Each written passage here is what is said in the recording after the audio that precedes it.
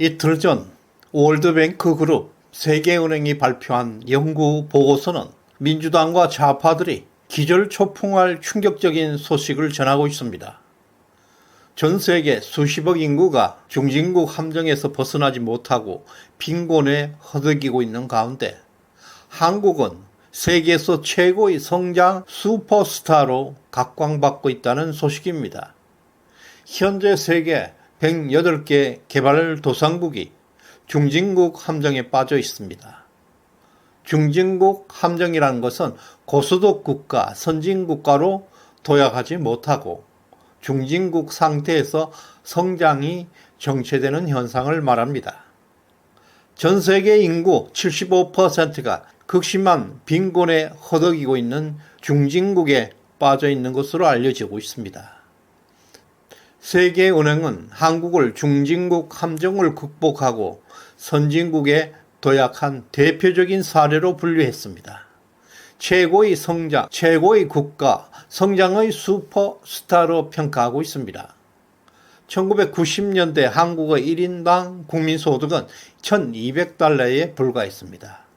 2023년에는 33,000달러에 육박하는 고도의 성장을 달성했습니다. 한국이 다른 중진국들에 비해서 초인류 최고의 모범 국가로 각광받는 이유가 투자, 기술 도입, 혁신이라는 세 가지 요소를 모범적으로 적용했다고 평가하고 있습니다. 특히 1997년에 발생했던 외환 위기는 한국 경제에 큰 충격은 주었지만 이것을 극복하는 과정에서 혁신이 가속화되었다고 합니다. 그 당시 한국은 금융과 재벌기업에 대한 포괄적 계획을 추진하면서 기업 간 단합을 완화하고 경쟁력을 높였습니다. 이러한 개혁은 한국 경제의 체질을 개선했고 장기적인 성장 기반을 마련하는 데 중요한 역할을 한 것입니다. 한국 외에도 폴란드, 칠레가 중진국 함정을 극복한 성공 사례로 꼽힙니다. 그 중에서도 대한민국은 세계에서 가장 성공한 슈퍼스타로 각광받고 있습니다. 이들 국가들의 공통점은 모두 혁신을 통해서 경제 성장을 지속하고 있다는 점입니다. 세계은행은 한국의 경제 발전 사례를 모든 중진국 정책 입안자들이 반드시 숙지해야 할 필독서로 평가하고 있습니다. OECD는 윤석열 정부 2년 차에 한국의 1인당 국민소득이 역사상 처음으로 일본을 추월했다고 발표했습니다. 미국의 US 뉴스는 세계 10대 강대국 순위에서 한국이 일본을 제치고 6위에 올랐다고 보도하고 있습니다. 영국의 세계적인 경제 전문지 이코노미스트는 2023년 한국의 경제 성장이 OECD 회원국 35개 국가 중에서 2위를 기록했다고 보도하고 있고 글로벌 파이낸스 매거진의 2023년 보고서에 따르면 대한민국은 세계에서 가장 기술이 발전한 탑 국가로 선정하고 있습니다. 비주얼 캐피탈리스트는 2023년 국가 혁신 순위에서 대한민국을 세계 10위로 올려놓고 있습니다.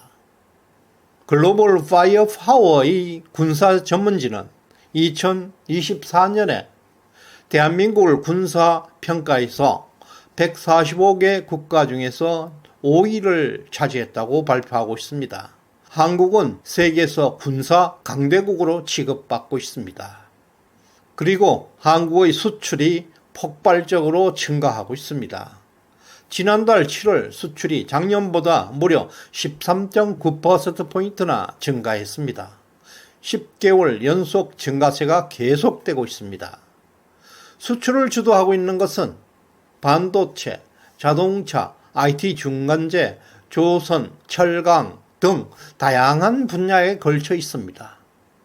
특정 산업이 불황에 닥치더라도 다른 산업이 보완하는 구조를 가지고 있는 세계에서 유일한 나라입니다.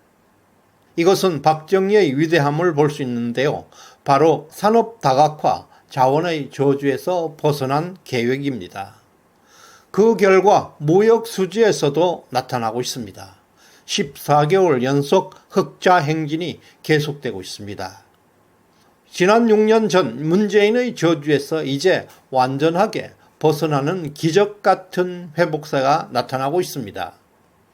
올해 한국의 수출이 사상 처음으로 일본을 추월할 것으로 전망되고 있습니다. 올 상반기에 벌써 한국과 일본의 수출의 격차가 35억 달러, 한국 돈으로 불과 4조 9천억까지 좁혀지고 있습니다. 다음 달이면 일본을 완전히 추월할 것으로 전망되고 있습니다. 일본의 인구가 한국의 3배인 점을 감안할 때 글로벌 시장에서 한국의 경쟁력이 얼마나 압도적으로 우세를 시사하고 있습니다. 이제 세계 표준이 한국으로 이동하고 있습니다. 이와 같이 한국의 성장은 건국 이래 이승만, 박정희로 이어지는 우파 이념이 성장을 주도했기 때문입니다.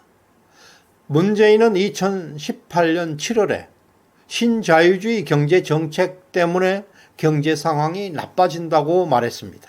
과감한 규제 개혁의 속도를 높여서 소득 주도 성장과 공정 경제를 병행해 나갈 것이라고 강조했습니다. 이와 같이 문재인의 반자본주의 정책으로 인해서 문재인 정부 당시 실업자가 속출했고 수출이 급락하는 등 한국 경제는 그야말로 급속하게 추락하고 있었습니다. 2022년 기적같은 정권 교체가 성공했습니다. 이제 2024년 윤석열 집권 2년 차를 지나면서 한국 경제는 다시 성장의 기지개를 펴기 시작했습니다. 윤석열 정부 출범 이후에 많은 경제 전문가와 언론들은 윤석열 경제가 실패할 것이라고 반복해서 주장해 왔습니다. 그러나 유일하게 시정년만큼은 한국 경제가 다시 성장세로 전환할 것이라 꾸준히 전망해 왔습니다. 그 이유는 바로 윤석열 정부가 강력한 시장경제 우파 정책을 추진할 것이라 믿었기 때문입니다. 우파 가치를 추구하는 정권에서는 경제는 추락할 수가 없습니다. 보수 우파는 이기심에 바탕을 둔 인간 본성을 가장 중시하고 있기 때문입니다. 결론적으로 한국 경제는 문재인 정권의 참혹한 추락을 극복하고 다시 재도약을 시작했습니다. 이것은 바로 우파 정권에서만 살 수 있는 저력입니다. 윤석열 정부는 문재인의 저주에서 완전히 벗어나고 있습니다. 수렁에 빠져 있던 한국을 다시 구출하고 있습니다. 윤석열 정부는 역대급 박정희, 이승만을 잇는 성공한 정부로 기록될 것입니다. 그 배경에는 신자유주의가 1980년 이후 세계에서 유일하게 한국에서 강력하게 뿌리를 내리고 있기 때문입니다. 두고 보면 알 것입니다. 윤석열 3년차 이후에 한국의 경제 성장이 세계를 놀라게 할 것입니다. 걱정 붙들어 매도 됩니다. 경제에 이어서 정치에서도 지금 엄청난 성장을 가져오게 될 것입니다. 구독, 좋아요 꼭 눌러주시길 바랍니다. 감사합니다.